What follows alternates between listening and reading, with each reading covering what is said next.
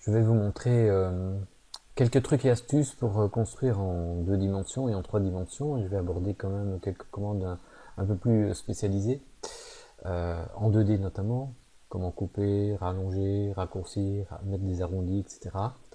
Ça sera donc utile également pour les autres pièces. Alors ici, je vais prendre l'exemple de la bielle, comme ça je vais servir un petit peu tout le monde. Je vais dans Abacus, j'ai déjà ouvert mon part. Ici j'ai un part 2D que je vais réaliser. Si je veux dessiner la bielle, très très simple. Alors je vais aller prendre directement une forme particulière. Je vais d'abord reprendre un premier cercle. Si vous positionnez au centre, vous centrez correctement votre pièce. Ça pourrait être utile plus tard, surtout en 3 dimensions. Sachez que le trait qui est là, ça peut être un trait de construction. Je peux le transformer en trait de construction s'il doit me guider pour certaines choses. Donc je vais pousser sur ce bouton-là et désigner les traits qui doivent devenir des traits de construction. Pas oublier de faire down. Du coup, il change d'aspect et ce n'est plus qu'un trait de construction. Donc il n'intervient pas dans le contour. Il va me servir à construire, par exemple ici, la bielle. Donc je vais maintenant tracer un bord central pour le trou central de la bielle. Je vais ensuite construire une portion d'arc de cercle partant du centre. Donc je vais prendre par exemple jusqu'à une certaine position ici. Puis je vais rajouter un rectangle qui va permettre de simuler la présence de la poutre. Je peux mettre des liens.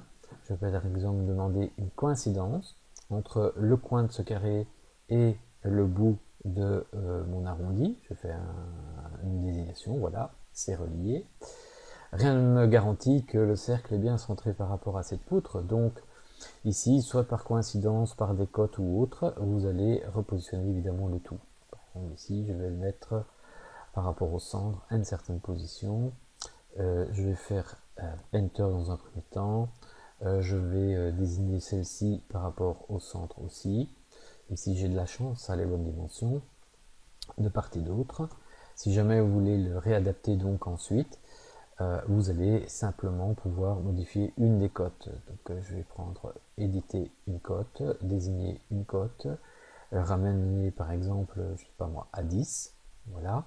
Une surcontrainte apparaît, c'est sans doute appliqué, c'est sans doute que cette cote-ci est de trop. Donc je vais la supprimer. Maintenant, il me faudra down. Je vais donc m'assurer effectivement que le centrage est conservé.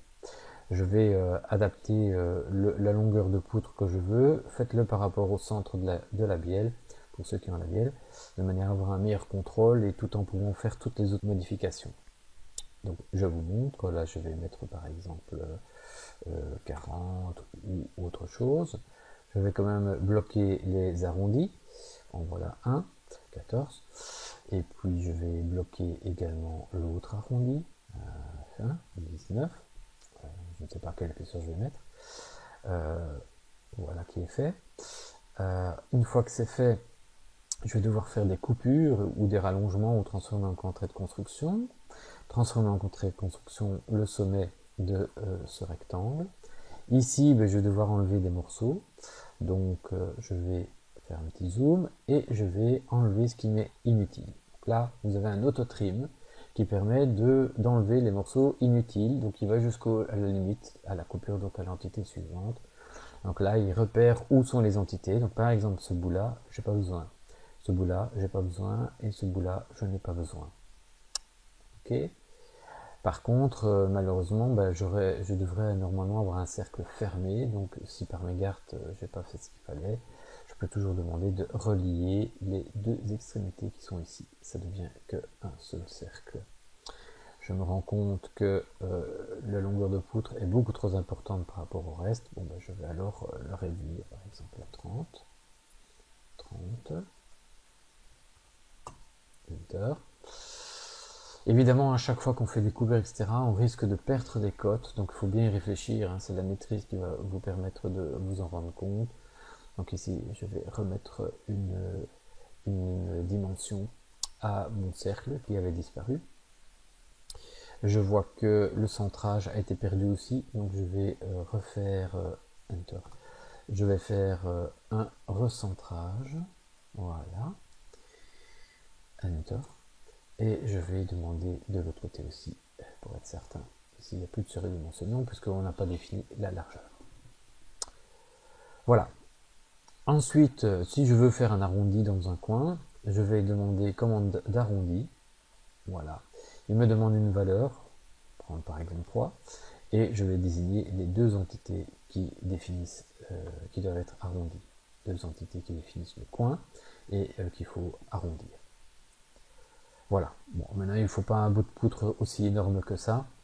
Normalement, maintenant que j'ai figé un petit peu plus avec les cotes, je peux recontrôler un peu la hauteur de notre poutre. Faire 23, on va faire 24.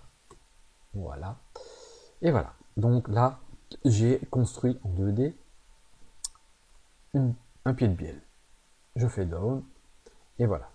Donc là, vous avez un travail où vous avez vu que en 2D, j'ai pu modifier les choses donc assez facilement. Donc si par la suite je me dis tiens il faut que je mette des efforts, je vais aller mettre un appui où je peux déposer mes efforts, rien ne vous empêche d'aller rééditer évidemment toute l'esquisse. Je déploie dans l'arbre jusqu'à atteindre l'esquisse et dans cette esquisse, clic droit, edit, je peux à tout moment évidemment maintenant corriger tout ce que je veux. Comme j'ai des points de repère, je peux reconstruire. Alors on va suivre l'idée de mettre un effort réparti, donc une pression sur un certain arc de cercle. Ben voilà, une technique pour pouvoir y arriver. Je trace déjà un arc de cercle qui part de son centre. Je vais quand même relier avec des droites, donc je peux relier avec des droites. Voilà, ici, si je fais attention, il peut même mettre du perpendiculaire. Voilà, donc il faut essayer de profiter aussi des contraintes qu'il me propose. Hein, ici, je ne veux pas m'accrocher à ce point-là, je veux que ce soit perpendiculaire. Voilà, qui est fait. Évidemment, il y a un arc de cercle ici en trop. Donc ce morceau-là, soit vous le gardez en construction, soit vous le gardez, vous le supprimez. On va le garder en construction, on ne sait jamais, donc je vais aller le mettre en trait de construction. Ce qui n'est pas possible parce que il fait partie d'un contour réel, donc on va plutôt faire un trim. Alors tant pis, donc je vais faire un trim, je vais le désigner pour qu'il disparaisse. Voilà qui est fait. Je m'assure que j'ai bien perdu tout. Il reste un morceau, deux morceaux, voilà, qui est fait. Et puis il n'y a plus qu'à dimensionner. On peut par exemple demander que ce trait coïncide avec l'arrondi. En principe, si le cercle est bien positionné, ça doit être le cas. On va toujours contrôler. Je vais mettre la droite coïncidente avec le centre. Ok, c'est fait. Et puis je relance la commande coïncidence avec le centre aussi. Voilà, comme ça on est certain que la perpendicularité est assurée à tous les coups. Et alors on peut mettre du coup une dimension sur le rayon. Comme j'avais dit, pas trop. Hein, donc il faut voir évidemment quel est l'arrondi intérieur. On va accepter pour le moment. Vous allez voir ici, je constate que mon arrondi a disparu, donc je vais le remettre pour bien le bloquer. Ça c'est parce que j'ai fait une coupure, du coup la cote disparaît, il faut donc la remettre. Et donc maintenant je peux corriger l'arrondi pour le ramener à par exemple un arrondi de je sais pas, 13. Bon, alors je vais mettre déjà ces deux traits là en vertical pour être certain de ne pas avoir de problème. Je peux tracer un trait de construction, horizontal ou vertical, voilà. Ça me permettra de m'appuyer sur celui-ci, par exemple pour mettre des angles entre ce trait et le trait qui se trouve là. Voilà.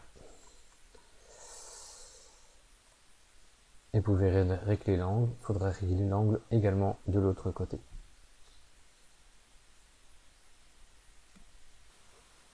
Bien, quand ça est fait, on va donc faire un down. Alors, il ne s'est pas adapté tout de suite. Hein. Il me signale que je dois régénérer. Donc, n'oubliez pas, évidemment, ici, de faire Regenerate. Voilà, pour qu'il mette à jour.